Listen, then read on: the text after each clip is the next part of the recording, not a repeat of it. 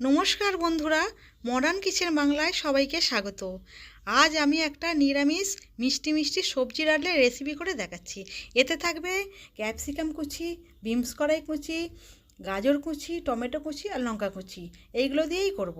প্রথমে আমি তেল দিয়ে দেবো কড়াইতে। তেলটা গরম হতে জিরে ফোড়ন দেবো, তেজপাতা ফোড়ন দেবো, তারপরে একটা শুকনো লঙ্কা ফোড়ন দেবো। তারপরে ওই তেলেতে প্রথমে বিনস কড়াইগুলো দিয়ে দেবো, দিয়ে ভাজা হবে, হালকা হালকা ভাজা করে তারপরে আমি গাজর কুচিগুলো দিয়ে দেবো। গাজর কুচিগুলো দিয়ে হালকা হালকা করে ভাজবো। ভেজে তাতে এবার ক্যাপসিকাম কুচিগুলো দিয়ে দেবো।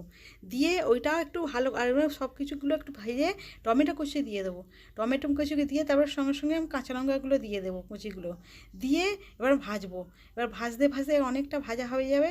এবার ভাজতে ভাজতে ওতে এবার পরিমাণ মতো লবণ দেবো, পরিমাণ মতো হলুদ দেবো, তারপরে জিরে গুঁড়ো দেবো। ওটা ভাজলাম, ওইগুলো সব দিয়ে ভালো করে কষলাম। কষতে কষতে আমি আগে থাকতে মুগের ডাল সিদ্ধ করে রেখে দিয়েছিলাম, ওই মুগের ডালটা আমি ঢেলে দেবো। এবার ঢেলে দিয়ে একটুখানি নেড়ে আমি একটা ঢাকা দিয়ে দেবো।